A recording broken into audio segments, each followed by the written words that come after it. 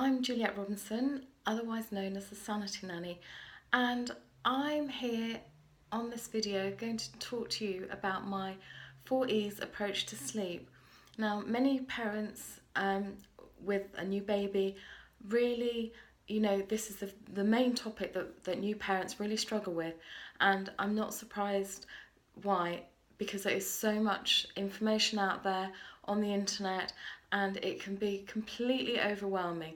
So I'm here to take away that overwhelm and give you an overview of my 4E approach to sleep. So the first part we start with is your early experiences. So the early experiences are very important in shaping what happens with your baby and how they start to form sleep patterns as they grow older. Now, we don't just focus on the baby, we also look at what's going on for mum too, because obviously you're very important. And if you've had a traumatic birth or you've had a stressful pregnancy, all these things can start to impact your baby. So many people, might overlook these factors, but in my program, this is what we go into a lot more detail with. And if you've had a baby and they're crying a lot and they just won't settle, sometimes it's just that adjustment from coming out of the womb into the big wide world and, getting used to their environment. So the environment is another aspect that we look at in the program that I offer. And your environment at home needs to be calm, it needs to be a nice, warm place, and it needs to be somewhere where you feel safe as well as your baby. So, in looking at where your baby sleeps is a very important part as well. So, most people will have their baby sleeping next to them, and I would certainly recommend this for a baby that's under 6 months old. So that might be in a Moses basket, or you might have a cot in the room, or a crib, or you may in fact choose to sleep with your baby in the bed with you and co-sleep.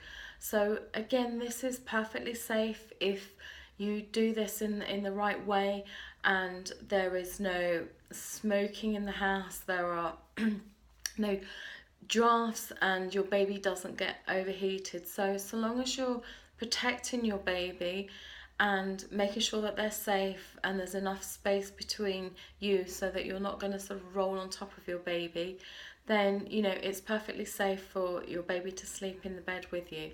But only you can be the judge of that. Many other parents will feel that that's too much responsibility, and it perhaps goes against some of the government guidelines. So again, whatever feels right to you is going to be right for your baby too. So talk to your health visitor about that, and try and make sure that you're taking time out for yourself in the day. This is something that will affect your emotions. So as you're as you're getting more used to being a parent, and each day that goes by, you're going to get to know your baby a little bit more, and you're going to know what they like and what they don't like, and what works in terms of getting them off to sleep. So the more that your emotions are at play, if you're worrying about your child, if you're concerned about anything, then get your baby checked over. But if it's, it is very normal for new parents to have nerves in those first few weeks, and it's a completely new experience for many people. But your partner can help in supporting you with that. And okay, of course it's normal for a new dad to sort of feel a bit anxious too. So, but the idea is that you work together, and when you work together, the emotions will settle down and everybody will feel much happier. Another way of building those bonds up and feeling closer to your child is to breastfeed. And whilst you're breastfeeding, your baby is taking in oxytocin, and this is the love hormone. So that again helps to sort of relax your baby, helps them to sleep after a feed, and it will make them a little bit dozy. So, a breastfed baby invariably falls asleep on the breast. So this is all part of getting your baby into sort of good habits. But if you're putting your baby down and you're finding they're not sleeping, they're not settling, then it's a question of looking at some other techniques that you can use.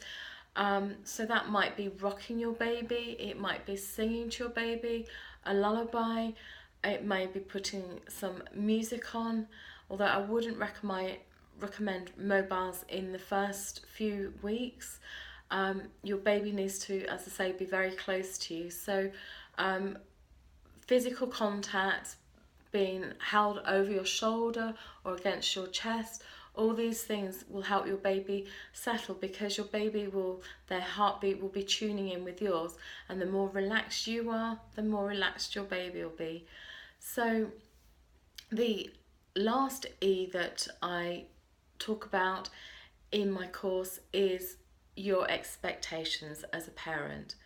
Now, many parents have lots of ideas about how life's going to be like when their baby arrives.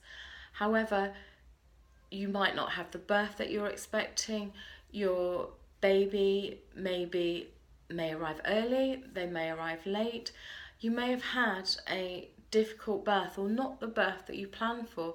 And all these things can impact how you're feeling inside, how your emotions are playing out, and your expectations and early experiences of being a new parent. And the more that you can talk to your partner about your feelings and what you're expecting your baby to do, the better. But please be aware that many of the things that you read in books or on the internet are not talking about your baby. You have to find what's normal for you, and a new baby takes a little bit of time to sort of settle in. And as I say, the more relaxed that you can be about your baby and how you settle your child, the more relaxed your baby will be. So, as I say, the first E is the early experiences. If you've had a traumatic birth, you may need to talk to somebody about your experiences, and there may be some disappointment there that needs addressing, or just something that is really playing on your mind, or perhaps something hanging over from your pregnancy. The second E is the environment and where your baby's going to sleep, what's going on in the household, and how you're managing. So any stress within the house is going to affect the sleep patterns, and it's going to affect your confidence and your ability to cope with your baby. And these things, as I say, we talk about more in my online program, because there are so many aspects to helping your baby sleep. But the third E we look at is the early experiences, and really how you and your baby are bonding. So the more help you can get with that, the better you'll feel, the more relaxed you'll feel. And the final E is your expectations. Now, if your expectations are too high, you're expecting your baby to perhaps go for 3 or 4 hours between feeds, this is unrealistic. Your baby is likely to feed every 2 to 3 hours in those first few weeks, so you can't really expect them to sleep for long periods, and they need to be nourished every few hours. So as your baby grows, their stomach increases inside, and they can take in more food.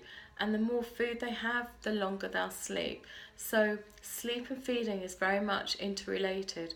And the more that you can feed your baby, the better.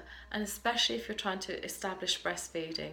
So once the breastfeeding has been established, then you can expect your baby to go for longer periods, and that will extend to 3 or 4 hour periods. But certainly in those first few weeks, sleep is going to be interrupted because your baby's going to need to feed. So it's not uncommon for your baby to wake every 1 to 2 hours. So again, that is about adjusting your expectations and your partner's, and the more support that your partner can give you, the better you'll feel, the more relaxed you'll feel, And your baby's going to pick up on this because the environment is going to be much calmer. And the place where your baby sleeps best is going to be close to you. Your baby is seeking you out. He can or she can smell you, and they need to be close to you. And the closer they are to you, whether that's you carrying them around in a sling, whether they're going into a Moses basket, or sleeping or lying in the bed next to you, any of these will help your baby get into a nice relaxed routine and start sleeping better as they get older. So I hope that's been helpful to you. In addition, you've got a sleep fact sheet, you've got a checklist, you've got a guide to how much sleep your baby needs, and this will change as your baby grows and develops over the next few months. So do look at the other resources that go with this, and if you want any more help and guidance as to how to perhaps get your baby into a good routine or how to overcome bouts of crying, it may just be a question of making one or two small adjustments, or for example, making sure that your baby is winded properly before they go down to sleep.